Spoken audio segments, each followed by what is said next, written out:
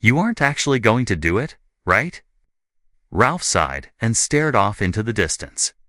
The sun was setting peacefully along the horizon, casting great orange waves across the sky. I don't know. Maybe. Emma furrowed her brow and placed her hand on Ralph's shoulder. Ralph, look at me. Ralph dragged his gaze to meet Emma's. This is dumb. She spoke slowly, nodding her head with each word. It could get us in a lot of trouble. Just say no. We can leave. I'll put on some pizza when we get back. But Derek said, I don't care what Derek said. Emma whispered, he's going to be a jerk and not give us a ride. Home, we'll walk. I'd rather freeze to death out here than spend another minute sitting in his musty convertible. Anyway, Ralph glanced over to the car. It sat at the edge of the field, polished red with black flames painted across the bonnet. Its reduced suspension meant it hung just a few inches off the ground on carbon black wheels. Ralph had always wanted to give it a spin, despite the smell. It would be a substantial change from his shitbox Toyota, which was currently sitting. In his parents' garage collecting dust not too far away, a log fire was burning. Derek was sat quietly beside it on the dirt, twiddling a pocket knife between his fingers. His spiked hair stood firmly upright, while Emma's long locks flickered wildly in the breeze. The night was raw and icy, with an eye-watering wind that seemed to whistle along the grass for miles. My dad will fucking disown me if he finds out about this. Emma whispered, clasping her hands over her arms. She shivered slightly.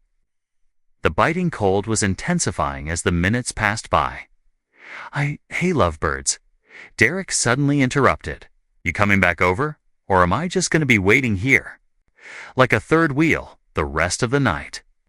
Emma gave Ralph one last pleading look. Together, they shuffled away from the tree, Ralph sticking his hands out into the warmth of the fire. So, Ralph, Derek continued, taking a sip from a beer can. You finally manned up, or are you going to pussy out again like you did at the theme park? Ralph scowled. Man, fuck you, Derek. You knew I didn't want to ride the spiral of doom. Why don't you do it anyway? If you're such a tough guy, Derek snorted. A wide grin plastered on his face. His defined jawline stuck out in the growing moonlight as he leaned back onto his elbows. Oh, I have. In other places, of course. Quite a few times. Even make it on the news every now and again. In fact, I came here just a few days ago, scoping the place out. No traffic, no signs of civilization for miles. Been that way for as long as I remember, since when I used to come here as a kid. Derek let out a loud burp. He stared noticeably at Emma's cleavage as he lit up a cigarette, cupping his hand over the flame to protect it from the wind. Emma recoiled in disgust, and Derek let out a smug chuckle at her reaction. Look, point is, if you want to keep hanging out with me, Ralph, you've got to do it. It's like an initiation thing. If you're that scared, think about it this way. 80% of arson cases go unsolved, so the odds are already in your favor. Take that number and keep in mind how the cops around this place are a bunch of bumblefuck morons, and I'd say you've got a 95% chance of getting away with this. It's not like we're burning a fucking church down or anything. It's just a bunch of stupid trees. And if you're still not motivated enough, the alternative is me hopping on out of here and leaving you and the lady stranded in the desolate countryside. All alone and hopeless. I hear the local wildlife gets pretty mean around this time of night. Derek mimicked a wolf, howling, pointing his head up toward the sky. It's Emma, you stuck up a swipe, not the lady. Emma responded. We don't need this, and we don't want it. We're leaving, whether you're giving us a ride or not. She stood up and began walking towards the road, gesturing for Ralph to follow her. Derek shot him a hard stare as Ralph felt his brain being pulled in two opposite directions. Hold on, babe. I just need to pee. Then we'll go. I promise. Fine. But make it quick. I don't want to stay out here any longer. Emma replied. She stopped walking and folded her arms, glaring at Derek. Derek winked at Ralph as he slipped away. The soft sounds of the fire fading into silence. Approaching the cluster of tall oak trees up ahead, Ralph fished around in his jean pocket, making sure he wasn't visible from the campfire. Eventually, he pulled out a lighter. A small flame popped into existence at the flick of his thumb, dancing in the air. Hesitating, Ralph gazed aimlessly across the tree trunks, checking for any signs of life. Nothing, not a bird in the branches, nor a fox in the bushes. And no sounds either. No tweets from up above, or rustles in the bushes. Below? How odd, Ralph thought. With a sigh, he reached into his other pocket, producing a can of lighter fluid. Unscrewing the lid, he doused the base of the tree with the oily substance. Stepping backwards until he was a safe distance away. Emma's piercing eyes were stained in his mind as he contemplated his decision. Maybe now he could finally put an end to Derek's relentless hazing and keep his dignity. Besides, Derek was right. Anyway, it was just a bunch of stupid trees. How bad could it possibly get? Tossing the lighter at the tree, Ralph shielded his eyes as a huge fireball rose into the air, engulfing the night in a cloud of orange and yellow. The grass was singed in inky black, the leaves of the trees instantly withering in the extreme heat. What the fuck, Ralph? Have you lost your fucking mind? I thought we were leaving, Emma yelled, running over to the scene. Ralph looked past his girlfriend's aggravated frown to Derek. A pleased expression hung annoyingly on Derek's clean-cut face. The fire reflected in his eyes. Geez, Ralph, I didn't think you had it in you. Good job, my man.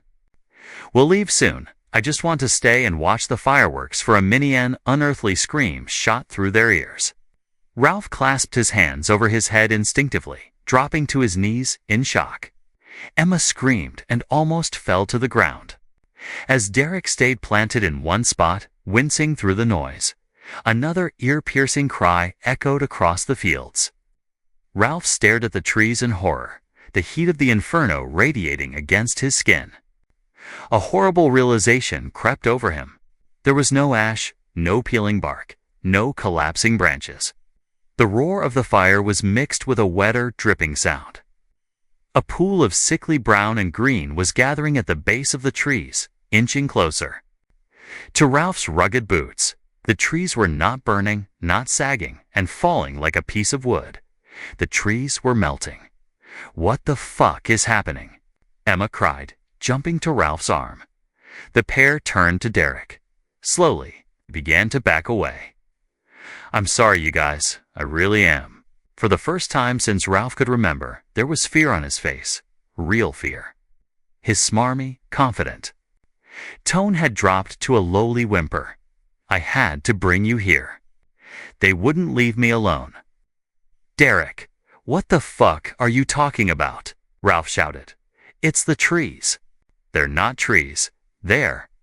I don't know what they are. I told you. I've been here before. They were just trees. For the longest time, I swear to God, they were just trees. And then they weren't anymore. They spoke to me, told me I had to bring people to them. They followed me home, Ralph. What was I supposed to do? Derek! Emma screamed in pain. The melted substance had wrapped around her ankle and was dragging her into the fire. Ralph, help me. I don't want to die. Ralph looped his arms around Emma's shoulders and heaved, straining against the substance's pull. I've got you. He cast his head over his shoulders to Derek, begging him with his eyes to help. Derek shook his head in bewilderment. He seemed to contemplate the action for just a second, then turned and began running to the convertible. Ralph cursed under his breath. He was rapidly losing his grip. The slime was just too strong. Emma yelled once more as another ear-shattering scream roared out of the fire. The substance was climbing up her leg, engulfing her skin inch by inch. They shared one final look into each other's eyes before his hands finally slipped and Emma toppled to the ground, crying and babbling as she was drawn into the blaze. Disappearing behind a wall of smoke, Ralph slowly backed away from the fire. The substance was rapidly advancing in all directions, as the trees quickly warped and lost their shape. Turning from the fire, he saw Derek was already a quarter of the way back to the car. "Derek, you motherfucker!" Ralph bellowed. He broke into a wild sprint carried by sheer adrenaline alone. Derek was fast, but in the heat of the moment, Ralph was faster. In not even half a minute, the pair were in an arm's reach of each other. Ralph pounced on Derek's back, sending them both spiraling to the ground. His vision went blurry as he knocked his head on the dirt, staying just clear enough to make out Derek scrambling to his feet and delivering a hard kick directly to his temple. The entire world was spinning as Derek crawled beneath him and locked his muscly arm around his neck. "You never deserved that bitch. You know that?" Derek spoke as he tightened his grip. Ralph choked and gasped for air beneath the power of Derek's headlock with that banged body and those luscious lips. She would always have been better off with me, but no. Clearly, she had a thing for worthless losers who aren't worth a phlegm in my mouth. Ralph tried to force out a word, to no avail. He felt his consciousness start to wither as he flailed and squirmed under Derek's titanium grip, the oxygen cells in his brain popping one by one.